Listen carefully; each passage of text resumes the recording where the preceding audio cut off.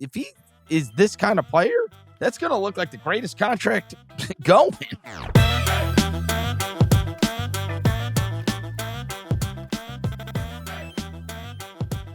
Yeah, and we've also got a teams kind of feeling high, feeling low. Bulls are feeling much better about themselves, especially after the win last night. The Coby White thing is wild. Keeps on going, man. How many times have we talked about like sometimes development's not linear and you never know. And boy, he got more opportunity. He is legitimately really, really good. I was actually watching their game last night when they came back and they won. It went to overtime last night against Houston, and they ended up getting it done in overtime. And I think he had like 30, I think, in the game. But man, I am a fan. I'm a fan. And what is he? Is this year 5? 5 for him? Because he already signed that extension, which is gonna look like if he is this kind of player, that's gonna look like the greatest contract going. It's year 5 for him right now. Mm-hmm. And what was the deal he signed? Because they signed him for like peanuts. Hey, the deal he signed was a 3-year, $36 million contract. Oh my God. So this year he's making 11. Next year he makes 12. The year after that he makes 12.9. So what a deal, man. They have effed up thing after thing after thing, but man, they didn't F that up. They got him, and it's year 5. He looks just like a different guy now. Yeah, and he's only 22 years old, so he'll be he's a real player, man. Yeah, so he could be a free agent at 26 if he keeps this going and continues ascending for 3 more years and be in for a massive payday even before he's 27. So Coby White, like you said, Chris, a perfect example of how development isn't always linear. It's not like he was a bad player at any point with the Bulls. He was a solid player. It's just he wasn't, the number 7 pick. You hope that that's a banger for you. You hope that that's a home run. Right now, like in year 5, it's starting to look like it. And Williams as well, they've been through this year, especially when LaVine went down, it makes you feel better about like moving LaVine.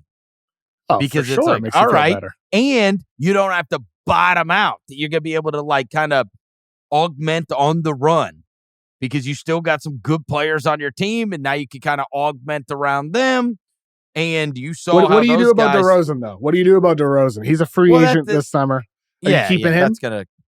That's gonna come to an end as well. Are you keeping him? No.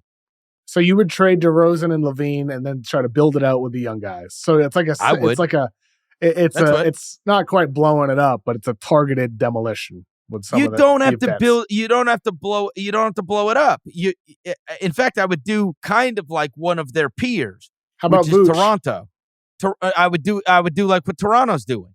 So now, you would trade Toronto didn't get anything. Toronto didn't get anything in the Van Vliet. Well, look, they're not long termers there, Kev. So I would look at it and I'd say, okay, who do I? The Coby White thing would open my eyes a lot, and I would go, all right.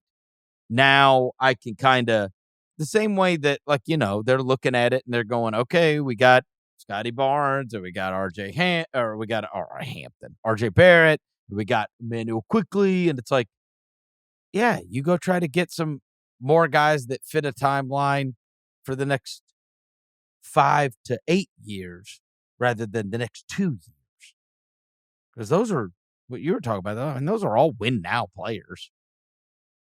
Vucevic is a shell of what he used to be, even a few years ago. DeRozan's a tough one, though, because if you wanted to continue winning or competing, as you said, DeRozan's an integral part of that with his playmaking presence. So, I mean, that's the tough part there. But, I mean, are you signing him to an extension this offseason? What are we doing with a 35-year-old Demar DeRozan as my best player? I would much prefer trading him. What are we doing? But I would trade Vooch. I would trade LaVine, and I would want to get a good amount back for DeRozan. If he wanted to stay for a fair deal, and again, I'm not blowing it up and trading it all for draft picks and all this stuff. I'm looking at it and I'm going, I got Coby, I got Williams. Now, Yeah, let me go build out. DeRozan's interesting. You win now, team. Give me some of your stuff that's young, that you're under 25s. And let me rock with it, DeRozan's interesting because he's shooting 2.8 3-point attempts per game, which is the second highest of his entire career. So if I'm another team talking with the Bulls, I think DeRozan is at least showing a willingness to shoot more spot up threes this year.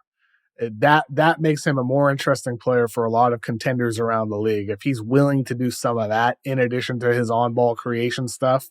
But like that's an interesting trend for me watching DeRozan at 34 years old right now as he ages into his mid and then late 30s. Is he gonna be a guy that's gonna suddenly at this stage of his career become a spot up 3-point shooter on top of all the creation?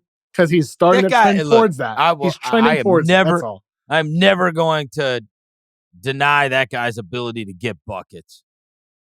This guy is a scorer, man. And his ability to improve. DeRozan, look at those San Antonio years.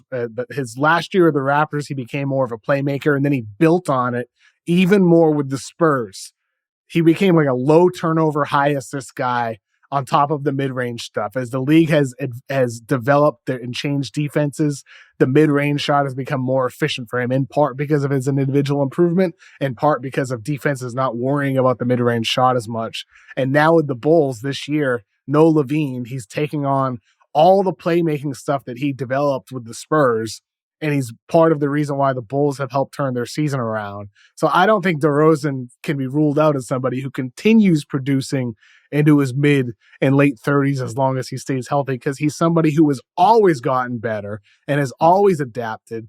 And again, like I said, the spot up 3-point shooting this year with the Bulls is a sign that he's still doing that even at 34 years old. It's just a little trend to monitor. I'm not saying it's going to be fully sustainable with him, but he's doing it. So let's see how it continues. He'd be awesome in Philly. He would be great in Philly. He would be a great backcourt fit next to Tyrese Maxey. Great two-man guy with Joel Embiid. Be very, very fun to watch him in that offense with all the motion and movement they get going. They need another creator. I mean, there's a lot of guys we'd like in Philly. We've talked about that a bunch, but DeRozan would be near the top of my list.